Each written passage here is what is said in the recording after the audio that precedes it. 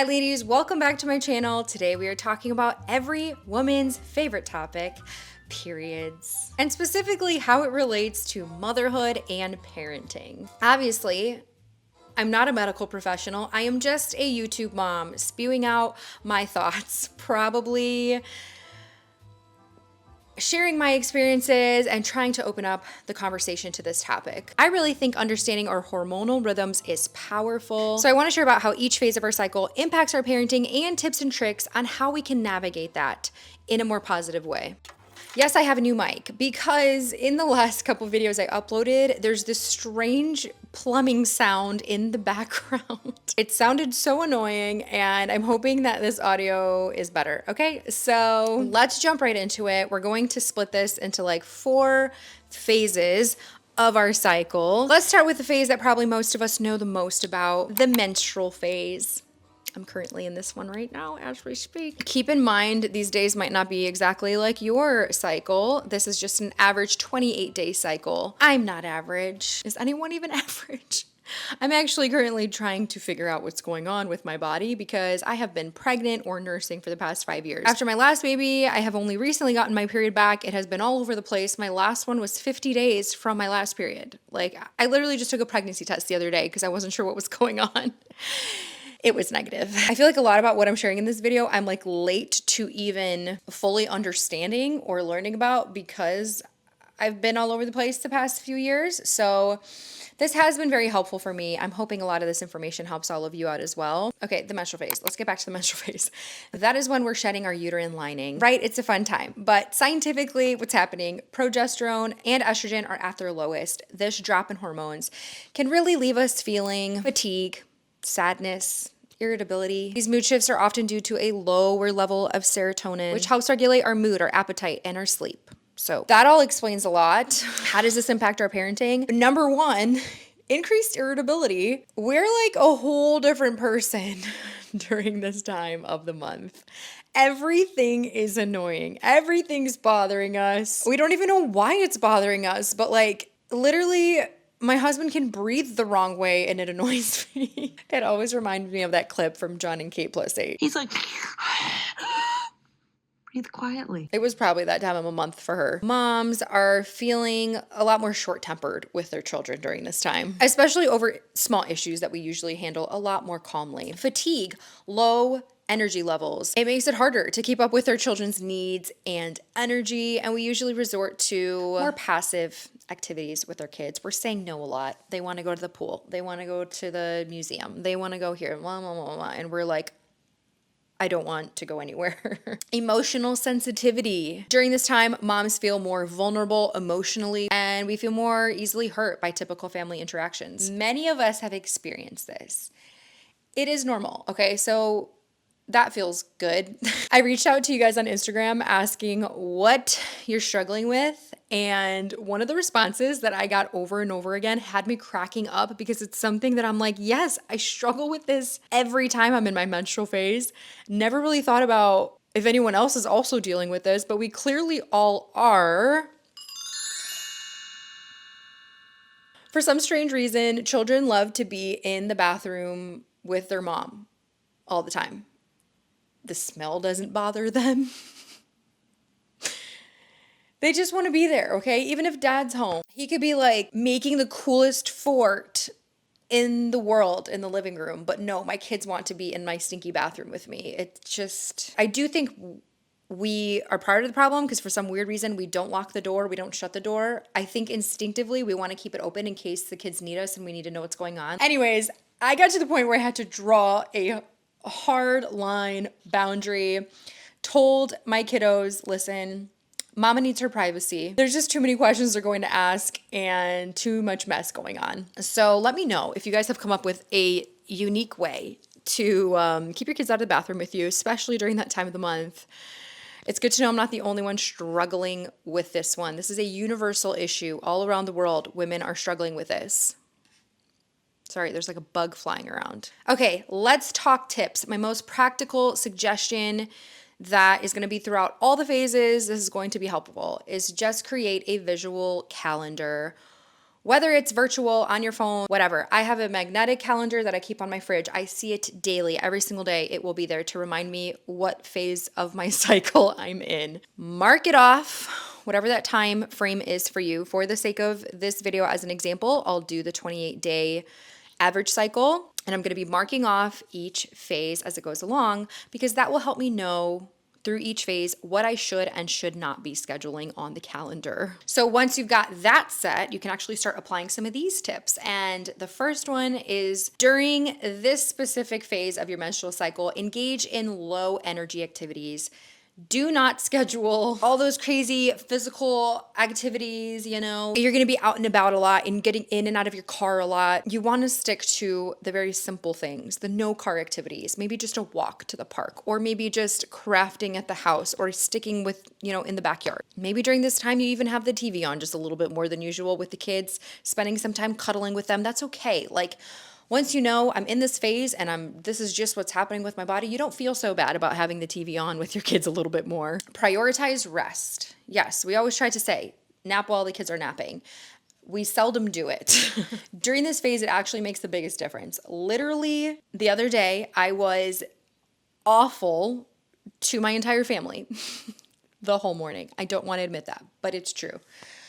I took a nap while they napped. I woke up feeling like an entirely different human being. During this time, sleeping can be so rejuvenating for your body. Take the nap. Next tip, the parenting course that I recently did, there was some really, really good, helpful verbiage of how I can handle a few things with my kids. I wrote them down.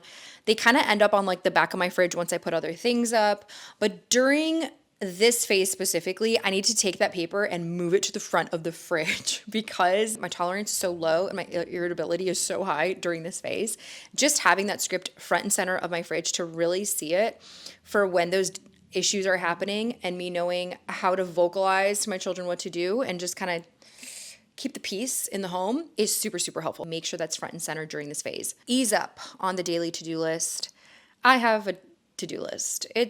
It's not too crazy, but during this phase, I can ease up on it a little bit, just focus on the main priorities. Maybe I'm not waking up at 5 a.m. every day and working out during this phase, and that's okay. Open communication, especially with some of your older children. They will understand. You don't need to explain in detail what's happening, okay? Even my 4-year-old, I can say, Mommy's really not feeling good today. I have a bad tummy ache. I'm sorry if I'm being short-tempered. And he's empathetic and he will meet me where I'm at. And then he'll actually try to be on his best behavior, which helps me and it helps him. When it comes to meals during this time, sticking with the very easy meals, maybe it's a frozen lasagna from Costco in the freezer, you're pulling it out just to ease up on something, or maybe you're eating out a little bit more. Obviously, everything in moderation, but if you're gonna do it during any phase, now's the phase to do it. And lastly, during this phase, try to engage in more mindful activities. Trying to find that alone time. Might be early in the morning, might be after the kids go to bed at night. Taking some time to stretch or do a light exercise or workout, reading a book. I try to spend some extra time in prayer and reading my Bible because I am struggling so much with my emotions during this time and I get very anxious. Just asking the Lord to fill my cup, overflowing. Period puns, so that I can just love on my family, find my strength in the Lord during this difficult time. And there is a really helpful Instagram page called Holy and Hormonal. I'll link it below, but that's going into kind of hormones, how it relates to our faith. Even though you may feel like you're up and down, God is your rock and your anchor. He is your fortress, and He is in the midst of you. You shall not be moved. He created your body and He is Lord over your hormones. You are victorious over these feelings, so just keep pushing forward. I can't get into all of that here, but I think there is obviously a real science with what's happening with our bodies. At the same time, we don't want to use that as a crutch or excuse as to why we're not treating people right, especially in our families. We don't want to be hurting relationships with other people. There really is a balance to strike here of giving ourselves grace, but also making good decisions during each phase, practicing self-control and discipline. All right, after this difficult stage, let's move into a more happier time called the follicular phase. This is typically days 6 to 14. Estrogen levels are rise, our bodies are gearing up for ovulation, and that brings a bit of a surge of energy and positive outlook. So better mood, and then that actually decreases depression and anxiety during this time, which is wonderful. So how does this impact parenting, and some tips on how to really maximize this phase? Because this is a good one. We want to get out as much of it as we can during this time. We have an increased energy and optimism. So let's get back on that to-do list that maybe we've been slacking on. Like really check off my checklist. This is the time to increase my expectations and just crush it while I can. This is also a good time to prepare some meals in advance so you can freeze them, some healthy foods for the other phases where you might not be wanting to cook as much. And then let's get in the car that we've been trying to avoid for the past couple of days. Now is when we're going to visit those high energy places, engaging in those more physical activities with our kids, trying out new places. During this time, we also have enhanced communication, which is really cool. We have increased cognitive functions, which can affect our social ability and verbal expression. So moms find it a lot easier to communicate with their children during this time. So if there's maybe like a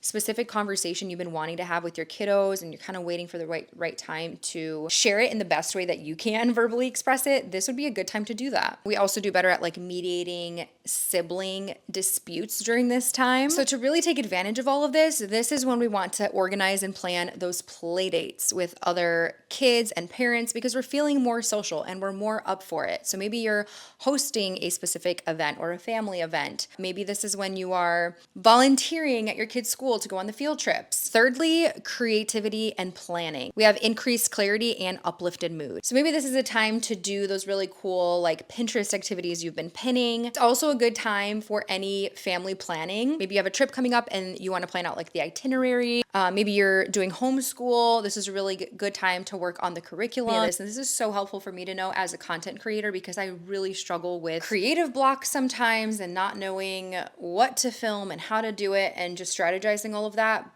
But saving that for the follicular phase, I think is going to be super helpful for me moving forward.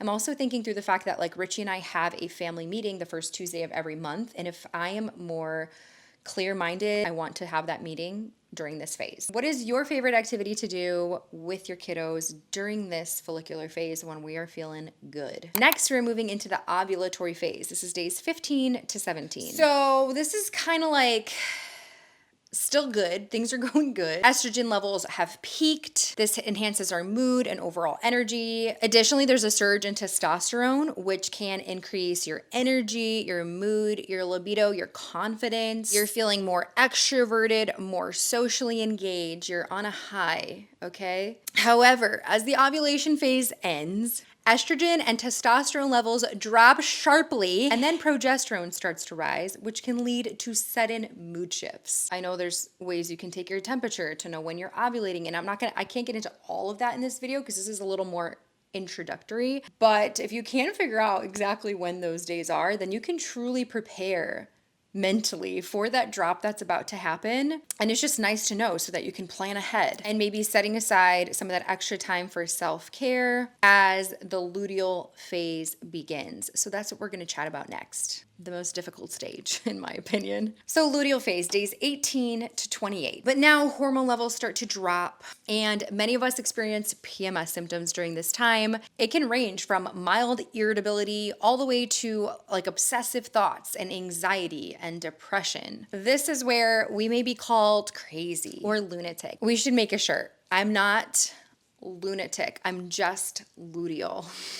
And just wear it during that time of the month. We can help our whole family out. There's so much happening here, okay? During the luteal phase, if the egg is not fertilized, estrogen and testosterone levels drop while progesterone is on the rise to prepare for that uterine lining and potential pregnancy. The rise of progesterone is usually associated with like a calming effect on the brain, but the sharp decline in estrogen can lead to that moodiness, irritability, PMS symptoms. Then, as the end of the luteal phase approaches, if there isn't a pregnancy, progesterone levels drop sharply, which exacerbates all these symptoms. So it's just a lot. It's a lot of this, right? We've all experienced it. You also have those physical symptoms like bloating, headaches, fatigue, cramps. But yeah, a lot of this just leaves us feeling very overwhelmed, less patient, and also anxiety and stress management. This for me has been huge, and even have trouble with decision making.